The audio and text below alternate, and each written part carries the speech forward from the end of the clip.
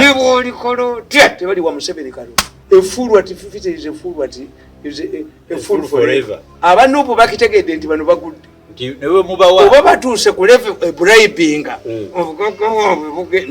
abantu bagala kutuulako kuki kusefu nabo bakola batuule bano gye bazijja balina kodi nabo batekola buto ku mmeeza abantu nabo bagala kuziryako bakola bano gye bazijja ze bafuumuula abaali abaavu bajjo nabagaa nti waliwo omuntu yava mu nsiko kalina vaani ya sente the money is here it means you have realized mugenda kugwa what you want kwe kulidyusinga ekigwo mu musiko n'obukoko bwammwe kakati n'abenaali mbakitegedde alina Bobi Wine akitegedde Bobi Wine is going to be very aggressive. I see. Ategedde nti gola tiribira manyi otosenyeeko gola tiribira golo no you cannot sustain leadership on bribery. Yes. I don't think that Museveni can accept. Mbalamusiza nnyo manaje musinziro okubanga mutulaba mwebale nnyo kutuwagira. Yenze Ssaalongo Kanka Kapita ndine mutabani wa Mmole n'amatovu Mirundi Joseph Tamale Mirundi naye nga sinaba kutandika kansooke mbawe eddiiru etambula. Nyina ettaka liwezaako obugazi bwa yiika 3 y'entunda. Ettaka lino liri Busunju mwero si wano yitibwa Namigavu era nga bw'otuukawo mu Namigavu ettaka oba olirengera nako.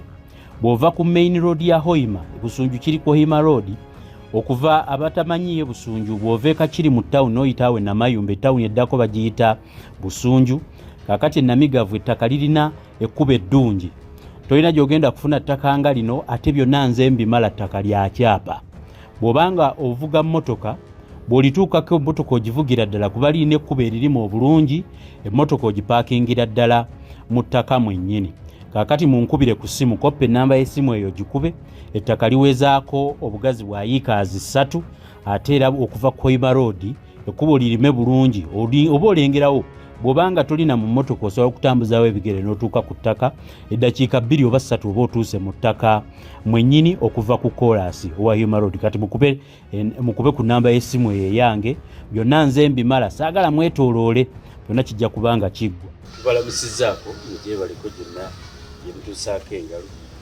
nine mutabani wa Mmole n'amatovu Mirundi Joseph Tamale Mirundi muzeeyi gyebaliko ssebo bitambula bityeyo era bwe bityo nzira bagamba ti akatoko bwe katokota tekakuba mukazi mu ffumbiro kaba katuuse kulya politics bw'atyo bwabeera politics wa maneuvering bano ne babala kino mwe ne mu counterling nga mu mpiira bw'ogulaba mpiira gudduka ne gudde eno ne bagujja ne bakuba ne gudda gye gwavudde ne bakola counter attack ekisawe eddakiika 9 nga kiri busy kukwipinga abantu ku tension the politics bwali mulumba bad players bwe buzibu mu politics bo bazanya bubi nabali bazanya kifiiriza ne mu mupiira mulimu is a strategy olwokuba batogitegedde strategy kakati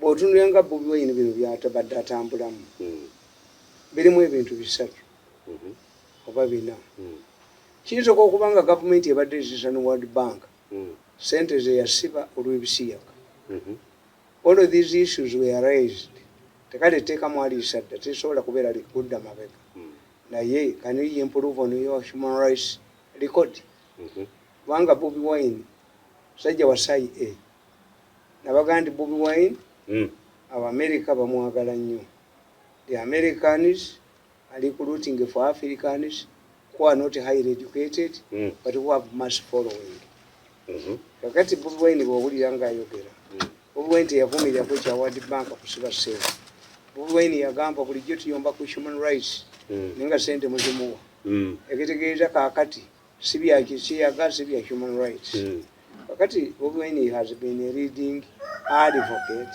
for human rights kakati bw'omuteesa ne government you can improve the World Bank temusajja muleka akole ki atambule tulabe ku ddembe ly'obuntu tewali ko bakutte tewali ko bakoze eki naye kirina impact which I explain later kakati ekyokubiri Bobi Wine nti gavumenti yinza okuba ng'eteesa ne World Bank ekyokubiri when you look at President Museveni ng'omanyi kubanga ffe for the first time tetufunangako ddala succession gavumenti babadde bapawamba mpambe nezigenda nezikola ki. When I look at President Museveni, I'm seeing somebody who is retiring. President mulaba nga retiring. Omukulembeze omuntu bw'aba agenda okufa ayagala gye bali muziika oba omusika. The permanent issues zoleka ku nsi. Bagenda kuziika, bagenda okusimula, bagenda okutunda, bagenda okukola ki. Kubanga okufa kitegeeza you are helpless. Tokyeyamba. Kakati n'omukulembeze ali mu buyinza. Defense ye byalese ku nsi byakoze. Tukitaligase. Museveni tali ku ssente. Museveni talina Museveni University. Okujjako oluguudo lwokale muyita Kakuta Road. Kakati kiki ekigenda omujjukirwako? Yali baddewo naye talina kyataddewo monument. Nenale muteera yadde ekitebe. Abaganda mbazimbire ekitebe kyabwe kyabika 5 mu ebyo.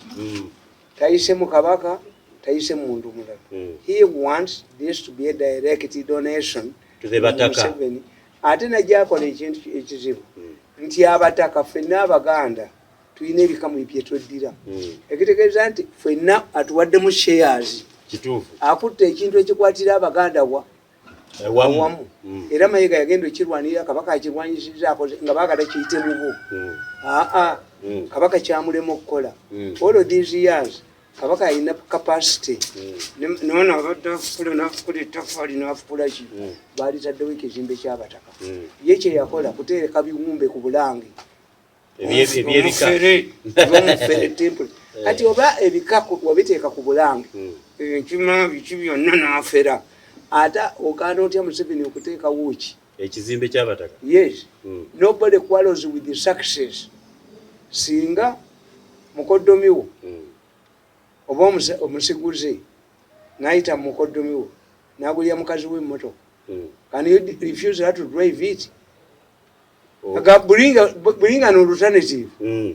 Bw'egingulidde tanoba n'agenda. Yes. Kakati there was no way bano tebali basobola okulwanyisa ki ekizimbe. My concern is Museveni bw'afuna abafera abalala nekifuuka nga tekiri materialize nga kyabulimba. This will be nga bano bamayiga bakabaka babagamba yabalimba. Ekitegeeza this project must be undertaken by reputable companies nga loko oba abakyayina. Nze igwe kati kyogamba Bobi Wine bino byatambula yali ba government eri mu kuddabulula ku human rights. Muti Museveni does not want to leave the police state. But tudize sente liriwa andi by World Bank yatujjako sente. Nti I'm looking at Museveni as a retiring man. Atuse mu retirement whether you like it or not. Ne bw'omwongera emyaka 10 to 2031. Yachimanyi, the person who knows his capacity is Museveni. The person who knows when to leave and retire is Museveni. Kakati what has he done? Abaganda balekedde memory. Nti ekyo kibeera kinadde mbagano bagamba tinekisaawe kino hamu kyazimbye. Singa tebadde antiquity tinakivubo second world war memorial kyalifuuse Museveni. These are monuments. Monument. Lwaki tazimbe ekiki? Ayinza yalizimbiye ekiki? Yes. Ne tukituma. Bakiri Mandela. Waliwo ne Kawunda Stadium yali mu Northern Uganda ndowooza bagitunda dda. Kakati ebyo ebisigala nga bikubogerera. Museveni tayagala kulekawo human rights gundi. Waliwo safe houses. How many times have you heard about gundi? Safe houses. No, not anymore. Yes. Sinaba kudda mziwulira. Amaje gali tayalinze. Amaje we are seeing generals who are retiring. Ensi yali esinza bajjena abangi yali Ethiopia. Ina bajjena 10,000. Naye Uganda bajjena beeyina abawummula bayitirivu. Lwaki? Nti they reach a level of general bafune gundi enene pension. Retirement package. A package. Nga neneko. Yes. But if the generals are retiring, what does it mean? We are having a peace. Because if we are preparing for war, you can even have never reserve Zibabajayi. Kitegeeza we are preparing for peace. Ekyokubiri, we are preparing for younger generation to take over from them. Nayombanga ne Kasirye Gwanga. Kasirikwa ng'agamba timukozesizza mukubira saluti ne muga Kasirikwa nga gwe mukyamu you remained wasigala mu maje wasigala mu maje omwana n'akuyitako why do you complain maje gafuka ga bitabu kati nete kimujjako kuba pioneer pioneer kankubuulire omuntu avuga emmotoka n'akuyisa emirundi ebiri nga akuba amazzi akuba enfuufu ate omunyegako ki kubanga singa wayanguye teyali kuyisiriza mirundi emeka ebiri human rights bw'oba otunuulidde bino ebyokutambula naye Bobi Wine alina abantu ate kankubuulire wabalabye wamudemystifying anogamba takyalina bantu ate wano kananalyze kati ekyo kitegedde nti Museveni asonyiye Kayihura Museveni ayogedde ne family ya Kkwo ne basaba n'agenda ne muwala we ne basaba forgiveness mu Northern Uganda. What does all mean? In my opinion, it means that Museveni is on his way out. He is fighting to leave a legacy. Nga bwe yajja mu 86 kubanga asinga Museveni bwe yajja mu 86 teyafuga kuwanga yensuubira president's legacy should be infrastructure legacy yeetaagisawo monument a monument means byonna obimazeeyo talina infrastructure talina policy kakati ekyo temuli talina legacy gyaliseewo apaana kubanga obukiiko bw'ebyalo amini ye yabuleeta mayumba 10 awo tewali policy talina emyoga bagipa tetayina sente Museveni is a man who has been undermined for the last 30 years. Kutebeteza bambabazi bakola damage ki. Ona joka abantu abajozi n'abayitiriza. Fenna n'atugoba. Akoze damage ki. Abalowooza nti batujoga tukomewo tuddamu ne batujoga. Bakubye abantu bamwe. They don't mind your contribution. Koyina okukiza bakujogi. Bakujoga akuteeke munda buyazi. Kakati abo bonna. If you get the total of abantu bakubye bebajjemu tebayinza kukola nti mu Uganda mu Nsanga ti kochi w'omupiira ye talina kyakola ne bomugwa ne babakuba yasigala afuna sente ze yesite puti alanga mazzi ye musajja muganda. Why is this man step put oyo musajja kochi wa Uganda ati tebamuwa sente zimala talina sente zimala kiri kimu omupiira banne Uganda ogwa Uganda bagufiisa baguta eko alisente zi alega akatweke azina amazina alanga amazzi n'amazzi tewali aganywa kyetaagisa nnyo okukuuma ekisaawe okuuma ki toyina kisaawe kyokuuma gwe omuzannyo w'omupiira naye kyetaagisa nnyo okukuuma toyina kisaawe toyina makati ga kisaawe gwokuuma nga bakubanga ddole omupiira gwafa omupiira gwo gwafiira ogwa Uganda tegukyalina nnyo abantu tebagwesunga singa oyo bamubadda n'adduko singa bakasadde omutwe but Ugandans console themselves till in case you don't have omwana you adapt nomuyita eddala nomuleta mukika nomuwana amanyi if your children are stupid ofunayo omwana w'okumulira n'obaani omugezi nomweteekako kati kana abannayuganda bo kano bakafiisa kana akasajja bakafiisa mbwa bubwa bali ku maniyu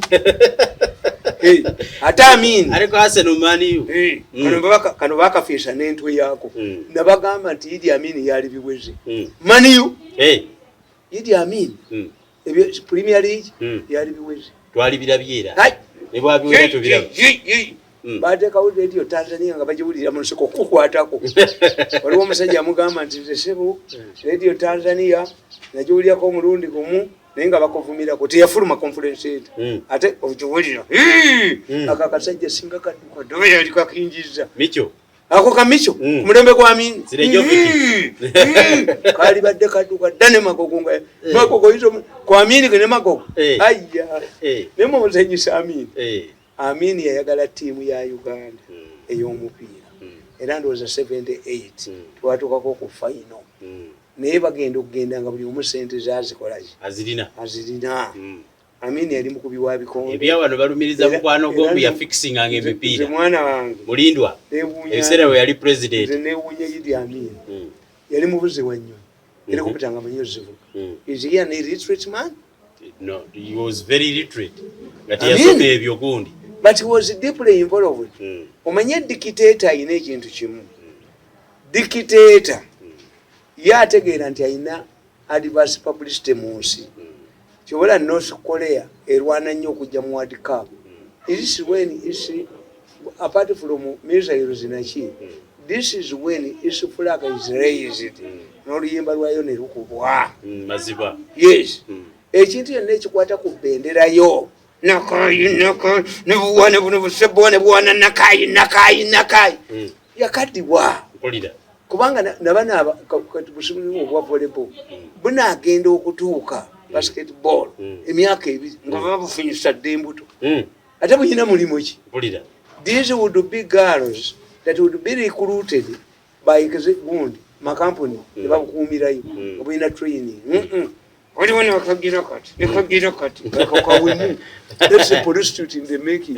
Yes, naye gundi mukyala wa mukulu yali mu ministry anti nze nkubuulira education and sports nti kitegeza yatakifaako ne fans Kawunda KK boys bajja wano baali gundi yali wano ekiruba ne bafiira eggana nga bava kusamba omupiira mu Atlantic.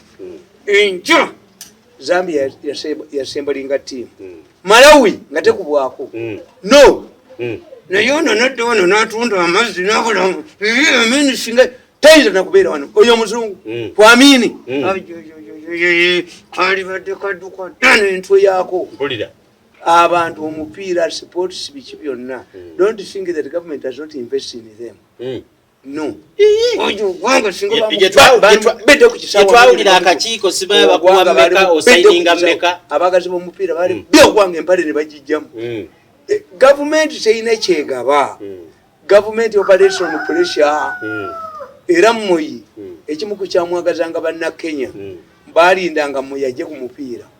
Mmoyi bwe yajjanga nabaga nti all of you mujingire mukalichulating sentence basasule. Yes. Kudusi Cameroon yakuba Germany basi ayo bwe baddayo baba bamanyene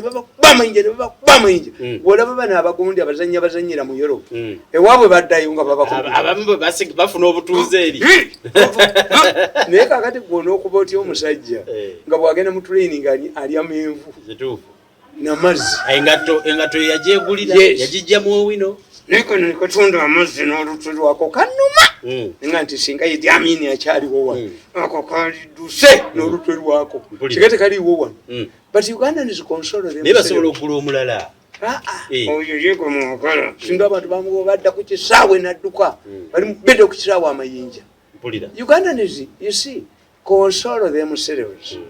Kati omupiira gwamwe baguvaamu tiwine kibagula bali mbirala era do you know tibobo yagala abantu baje ku kisaawe ate otwala screen ya Premier League ngoyagala bajje balaba ogugo otekayo ki screen ekinene ngolaga mani ogwanga n'atula osinga bamu badda amanyija n'empale ne bagimujjamu. Uganda is not a soccer loving country but the fans the ordinary Ugandans ne wali abagwagala tujukire emirembe giri oba kyenjinga ejaba majidi musisi nti banna Uganda bo ekirundi Hakimu Makumba Amawulire babugula dobo simanyi kadirisa kachini entu amini yali musaze bwonna obukadirisa simanyi biki simanyi bile byagundi bino ebya betting buyindi singa bwadduka ng'amini ali wano ng'obuyindi bubeerawo entwe bwaliduse olaba betting munsi yonna gyali ensenga gyali ezagala ebyomusa because I'm knowledgeable. Matia Kasai yalanchinga National Lottery naye Kasai oyo n'omutwe National Lottery ne ku mulembe gwa Amini yaliwo. Those of us who came in Kampala in 78, 79 buli dduka kwaliko akaluka National Lottery nga akaluka tundibwa omwaka mulamba ne bajja ku constitution ko ne Kasai n'omutwe naye Kasai abo bagwawo datwine ekigambo mu Luswahili zamani kikadde ancient bebe bali mu buyinza nti bali ancient Kasai is an ancient man nti you have started the National Lottery tekatundibwa eggwanga lyonna who can trust ogenza okuleta National Lottery ng'ensi yabikowadda. People have lost faith and trust in these things. Wane yakola akalu yali omu Sudiru premium bwe baleeta simanya akala ne kabba abantu ne badduka kadakana kakasa kasajja najoyo omuntu naye nze mbasekerera have been here for a long time national lottery bagitundawo tewali kasajja n'omutwe gwe n'omutwe kyabiwulira nannyo kasajja yatamanyi ne kibakira national lottery takimanyi ate nga yabironkiza takimanyi mu mutwe gwe kasajja takimanyi national lottery means when the government wants to finance its policies or programs without resorting to money printing, as M.i.S.O used to do, without borrowing, you borrow from the public. Through how? To either the Twitter treasury bills, to either the Twitter national lottery. Nti abantu bajja ne bagula akalulu ani agenda yo kasayija kewalanze miliyoni ana n'amafuta gawagende n'omutundu yo nze mu bantu besibala kasayija simubalangako nalawulya kasayija mu UPM mu kinana era talina kyamagezi kyeyayokerayo I know these people because kati minister kati minister oba muvuma okukadde kati minister olabenya laba amabaati akagudde wengesenene mbanja mujja kuki kasayija yagamba yagero zuku kagali bulujja I don't expect anything new from kasayija no yagamba economy issue kasayija is there to police banyolo because there is fuel there I see kasayija has no initiative I know national lottery akaluba akazanyanga aka national lottery waliwo omusajja waffe mayita mugonja yakawangulako nga baba nakalanga naye kasayija akaluba akakana nekisajja nekijja ne suuti yakyo ninga munzigireko embwa munzigireko omufere akaluka national lottery bwe babanga bagenda okukazanya bagenda ku Consul Square awo kakati ku Consul Square enamba yako nga buli enamba za sente nga bakwata abantu mukaaga nga buli omu alondamu enamba emu kati enamba gye bakola ekalulu yenamba ewangudde naye nti ono omufere alina esuuti oyo n'atabujinga gwe tomanyi nti kereziya biki byonna byatandika obululu obwo nga busanga bufere bubbi bababba n'amativi gabukolanga simaye wangula naye nga tebiriyo kubanga omuwanguzi bamutegeka eri omwenda we yazamu z'amatiya kasayija it cannot work mu Uganda you have to revamp you have to restore public trust mu kintu ne kati Museveni bwakera ku makya n'agamba nti simanyi Ssaako ntaddemu mmeka dhirafu kitu tezijja kukolaki bali kimodo temuli ndese sente temuli toli agenda zifuna yes aye mpuli abazikayanira ate bazikayanira ziruddawa abamu tetunaziraba evaluate sooka evaluating nti emiliyoni 10 ekiri ku kyalo ekyalo ky'abantu bana ky'abantu mutwalo gumu kakati omutwalo gumu weewolayo sente the only people who can benefit from this money baki okujjako ngaliwo nga oli atunda wala gyoba atunda manda is the one who can benefit from this money amanda ag'emitwalo azabaavu sizabagagga balina capital zabaavu anti okolamu ki there would be an evaluation what if nga miliyoni kintu 10 tukiwoza omuntu omu ku kyalo n'akola forward and backward reaches to the village ndi omusajja aguze ekyuma hacha ekyalula amagi n'abalina obukoko obutono buno bumuyita obuganda nabo tebatwalayo naye batwalayo amagi tebakimayo obukoko nga kibaalulira it has a backward and forward linkage I see nga miliyoni 10 ziwadde omuntu ki omu this is what the Chinese used in the early days tibakwatanga a honest man omu ebambuuza okola kiwano nti teekawa ekyuma kyakasooli omuparking mugule mu bantu enanazi ensujju bazikola mu juice abachina naye toyinza kukwata miliyoni 10 n'okiwa kyalo kiramba ne bazibbako education ne bazibbako abazireese naye tebakola lisaaki nga bagenda okuleeta bugutanya keep the people happy bugutanya kuba olina okukola tewali nti no leaders in a crisis they are in a crisis, a very big crisis. But me, I argue, this is my contention.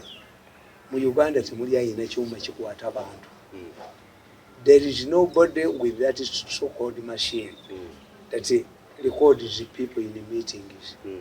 I doubt it, strongly doubt it. Because they carried out to the investigations. To move as sponsored an investigation, they got military intelligence people and investigated me. They searched all of my houses, including at my home. They came back with a report. The man has no machine. That was to move as a report. Mwenda told them that such a machine can operate, but it must rotate around the satellite. N'abagamba nti value yayo egula millions za dola 16. Even Museveni cannot afford it. We bagula millions za dola 16. What about the data it consumes? Every day. Kitegeeza ne M.i.S.O tekirina ne military intelligence tekirina. Where does this machine exist? Can the government allow an individual to operate such a machine?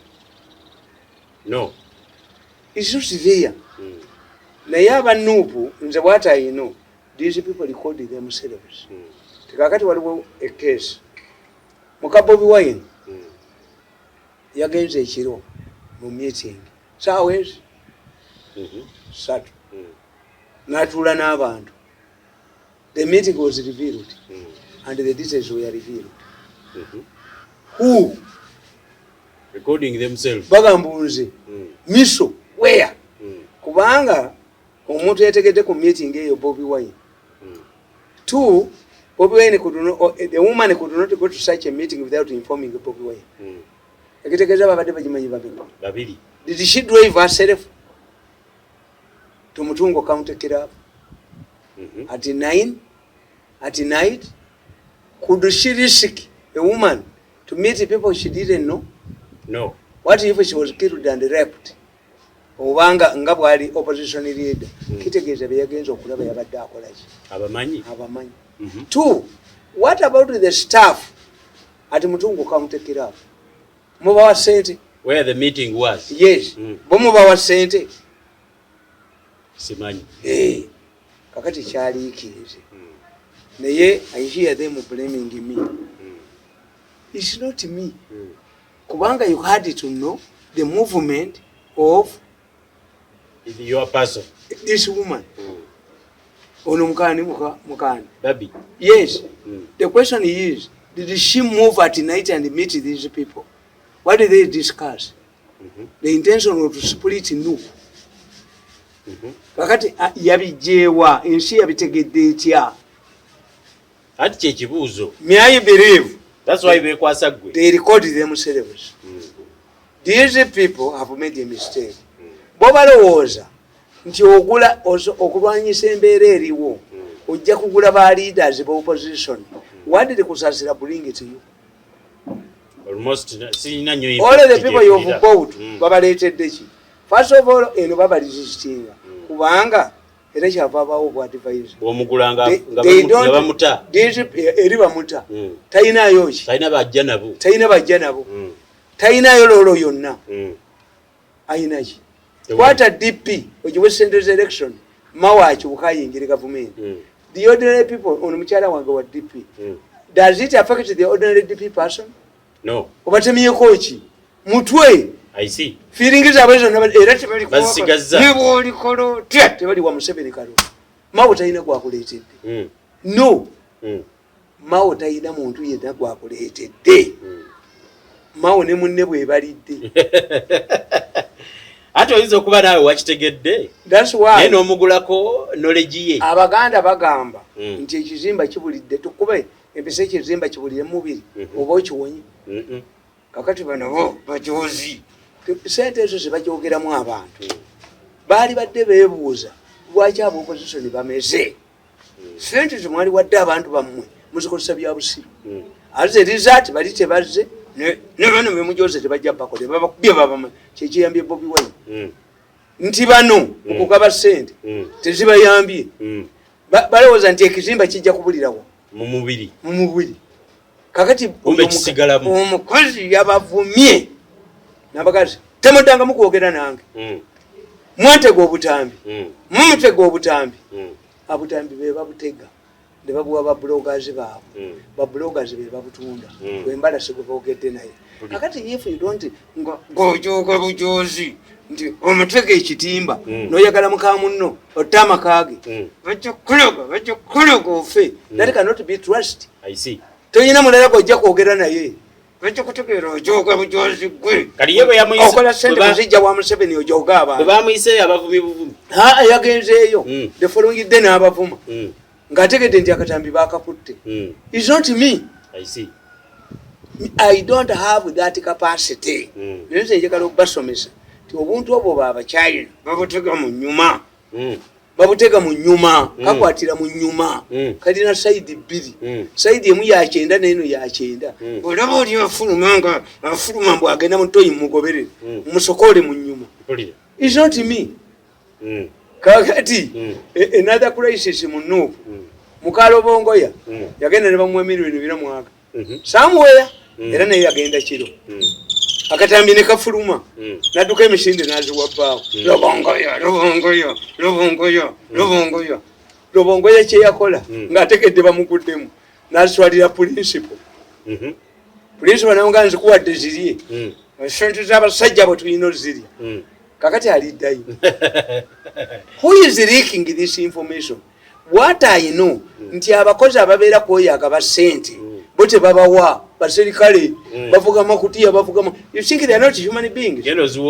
Omanyi ekitegeeza okukola ew'omugagga n'abeewa mwe bategeera nti oyo yakola bwani tuvula nagaana siri advisor nidda siri advisor afuna 1.7 siriyo kubanga kijja kunteetera ebizibu. Let me go to the headmaster and I explain nti siinaaki have no money mwababeera n'omukulu azigaba fazituwa kankijjeko taito kanjejjeko emunyabunya. Yes mazima yes tewali kimbizo no taito kyalimu value nga toyogenda kugifuna kanjogere terimu value kuba n'emikwano gyange bategeere nti Mirundi talinaaki sente. Yes no money kyalimu tekifuna ye bayagala kumukozesa bukozesa nga hunting dog gyebakutwala goli hunting dog musaala salale ogenda oba ogere ku TV ya NBS kalisa ali sente nga yazijjayo so kubenyono nenkwasa omutwe efulu ati 50 is a fool ati is a fool forever nange ntegeera nembabaza kakati that's the dilemma nti Nuupu teridde kwogera nabo kubanga bamala okwogera nabo babatega ne babaabya and it's not good. That's not good. Ekyokubiri what impression do you give us? Muba mukolagana ne Nuupu egenda kujja mugitegedde ffe lwakitula Museveni tagenda kufuna muntu ayanukula Bobi Wine ajja kumuyanukulira yekka. Yes tukitegedde there is a plan to give Nuupu people money boba bano obugagga bwabwe babusevinge ebo basigalewo ate bajja kudduka n'obugagga bwabwe. That's why aba Nuupu bakitegedde nti bano bagudde oba batuuse ku level bribinga obugagga bwabwe aba Nuupu baagala kutuulako kuki ku seefu nabo bakola batuule bano gye bazijja nabo tekolo buto ku mmeeza aba Nuupu nabo baagala kuziryako bakola bano gye bazijja ze bafuumuula abaali abaavu bajjo nabagaa nti waliwo omuntu yava mu nsiko kalina vaani ya sente. The money is here. Yes era kyovaolaba nti Obote yali mugezi nnyo. Obote refused to talk to Museveni. Yamanya nti bw'atandika okuteesa ne Museveni Museveni agenda kumera. Why are you negotiating with me now? You are losing. Paulo Mwanga nakola ekintu kimu bano abe naali mu kyebakoze okuwa Nuupu sente. Paulo Mwanga yatandika okuwagira abayeekera. He met the late Kirunda Chive Jinja in Germany and others and he told them I'm in a position to top Obote provided we go into peace talks. They encouraged him.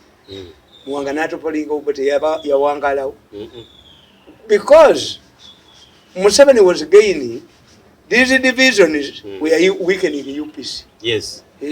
Kati bano bakutte sente milioni 450 ne bazirwa mu Kalobongoya ne bakwata sente bayite muka Bobi Wine ekiro bamuwe sente. They have weakened the movement. I see. because it means you have realized mugenda kugwa. What you want kwe kureducing ekigwo mumusigala obugagga bwammwe kakati nabeena ali mbakitegedde alina Bobi Wine akitegedde. Bobi Wine is going to be very aggressive. I see. Ategedde nti gola tiribira amanyi otasenyaako gola tiribira gola no. You cannot sustain leadership on bribery. Yes. I don't think that Museveni can accept this. Nti babagule ate tumanyi yavaako sente. No. Sente zirina gye ziva ewalala. Sente abajoze enseno abajiniyako abalina sente Museveni zatamanyi. If you work for Museveni in the end, will be a poor person. Waliwo need to kugongolira abalini eddekawa abalina emikutu mu government wonna ng'ayoola njoli n'atambula n'amakuti yage. Kaakati that eyo tepu eyafulumye ng'eraga nuupu tebaalya sente is going to adversely affect NRM cadres. Bali manye kuba bali nabo bali basente ate bakuba etya principal yagambye muzijjeyo yabadde gundi go ahead muzijjeyo bano bagenda kugwa mubabe jogo muli bajimu mubababu kyose bonna mubabe obunanfuusi sizaabwe nabo bazisanga kyetwagala naffe kutuulako ku safe bajja baavu katwagala naffe tutuleko naffe tuzigabeko. mpulira Muwanga yatuuka n'okuteekawo ekibiina ky'abayeekera. Freedom was revived by Paulo Muwanga. Freedom was headed, commanded by Muwanga's son. Nga Muwanga aganda eka akola military wing. He ended up overthrowing the government, weakening Obote. Yes. Ne balowooza nti when Obote goes, Museveni will accept negotiations. Museveni said, Nyerere asked Museveni, why are you keeping Muwanga in prison? Museveni yagamba, I'm not after Muwanga. Muwanga killed the men of his fellow Baganda. The Baganda after him, Beata. Muwanga died in prison, had a seat in prison. Obote had already left. Obote yeteyasibwa kwa mu komera. Bano bagenda kusibwa. Kyeki kyabwe bakyesuulidde. Bogenyini bali bakyesuulidde. Bagenda okutuka omulabe bwadduka nga awonya bugagga. Si paniki. Era doza ekibaleetedde paniki. Yes. Bobi Wine has received the panic in NRM. Leka kugabi muzeeyi. Bobi Wine alina abantu. Wamudimisifayi nga wali emabega n'ogamba omwana oyo talina bantu talina buli gy'alagajjuza. There are issues. Wabaddewo okulwanira obusikafu erongo time ng'ate luva mu famire ya Museveni bonna balina sente. Kaakati tolowooza omuntu amaze emyaka 10 nga yeetegekera kufuuka president talina netiwaaka bwayagala agijjayo. Bwayagala netiwaaka yaagikola sente ziyina ezijogesa ezimujogesa abantu n'abaniyamu ayina sente empitirivu ayagala kukola ki ayinza okusala wajje yesimbewo ekitegeeza bali bamanyi division eziri mu family ya Museveni. Yes. Two, nti abantu abali obubi nabo bwe balaba Bobi Wine baagala balage Museveni abantu b'enaalemu bagenda ne bawagira omuntu wa opposition Museveni abawe sente abagezi olaba omuganda tafunamu omuganda ye yakolimirwa omuganda ye bamufula wa salale kubanga iyo omuganda bwagende wa Museveni anagenda kukola alinda omwezi omuganda bwamubuuza tiowaayi besigye wamwe gyali tumuwulire eyo afuluma talina kyafunye bwana bannaffe olujja ekiri ewaffe muzeeyi besigye atutwala makutiya ge batwala omuganda alina kuba mwavu nga wasalale omuganda wasalale mbwa bubwa. I'm talking out of experience. I would be the richest person, one of the richest people, because of my contribution. How can you control my brain? A leopard can say it again until effectively trapped. A simiaring at the barrier, the saliva, the riffle. No, Yemani, Zoyogerako, the barrier. When a leopard is not effectively trapped, I know you are looking after my brain.